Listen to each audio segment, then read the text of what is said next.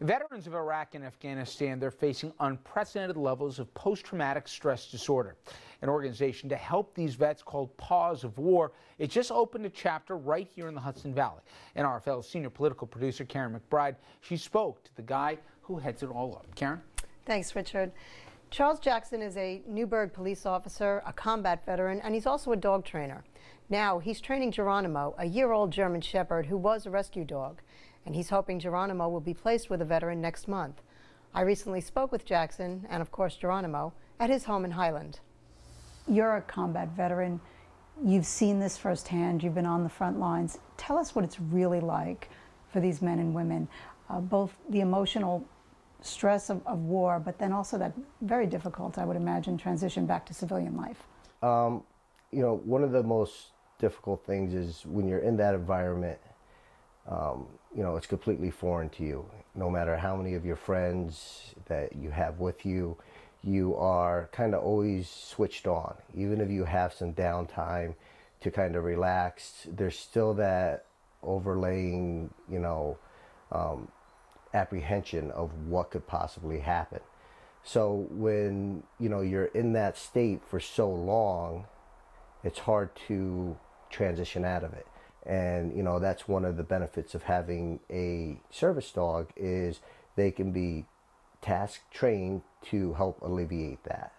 And that's what's so amazing about this program is it seems to be a win-win both for the veterans and for the dogs. And these dogs are coming in and helping with everyday parts of their lives, as you said, maybe even communicating, maybe even getting a good night's sleep. And talk about where the dogs come from. Some of these dogs come from shelters. Yes, yes. You know, and that was one of the goals of the program was, you know, getting these dogs from these kill shelters, getting them out of there, you know, assessing them, see, you know, try to find them and place them in, you know, just a regular family. But then there's sometimes, you know, a dog that you'll see that kind of might have that right quality that you're like, you know what, this might, you know, he might benefit somebody. As hopefully word spreads about the organization, more veterans will start applying. They realize, I know a lot of them are like, oh, I wish I could have one, but, you know, I can't. You know, that I don't know how I'm going to afford it. Well, these dogs, we train them, we give it to them for free. There's no cost. There's no cost to the veteran whatsoever.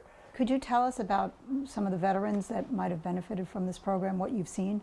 The last dog that we did, Miguel Torres, it was very nice actually. The Giants, New York Giants organization, in conjunction with Paws of War, and you know, they allowed us to do the handover during a Giants game. Oh. You know, right on the field. So, you know, one of the benefits that it had for Miguel was that, you know, he didn't really like people. You know, he didn't like to go grocery shopping. He didn't like to go out of his house. So when he got the dog, he felt more comfortable because he always knew he had somebody with him. And it kind of served a dual purpose. You know, the people don't focus on me so much. They focus on the dog. They always want to ask questions about the dog. And that gets me out in public, gets me used to being around people again. And it's a slow process, but, you know, it allowed him, even just, you know, Miguel knowing that he was going to get the dog, he was in a packed stadium full of, you know, screaming football fans. And, you know, he handled it great, but he knew, you know, it gave him a sense of purpose.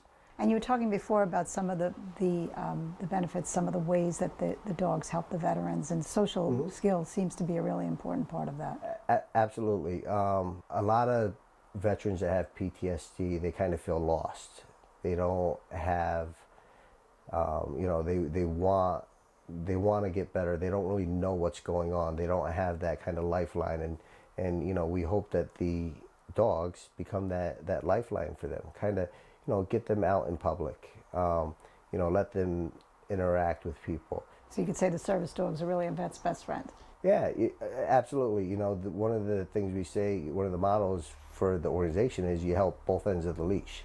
This is all private donations. This is not from government funding, but would you hope someday that this program could be expanded and the government could get involved? Oh, absolutely. Right now, they do provide service dogs for other things if you are, unfortunately lose a limb or, but for post-traumatic stress, they're still going through the trials for that.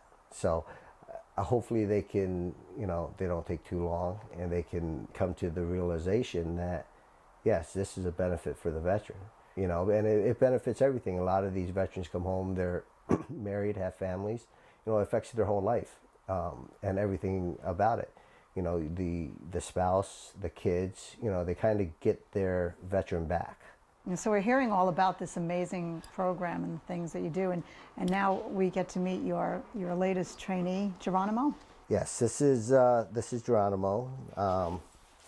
He is a year old, and so he's still pretty much a puppy. As you can see, he has very high energy. But the most important thing is he wants to please.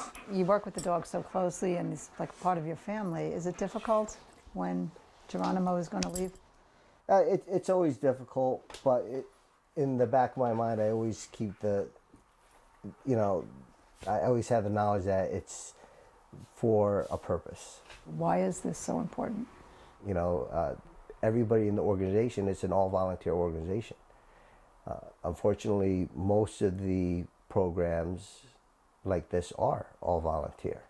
It is very difficult to balance your, home life, your work life, and your volunteer life.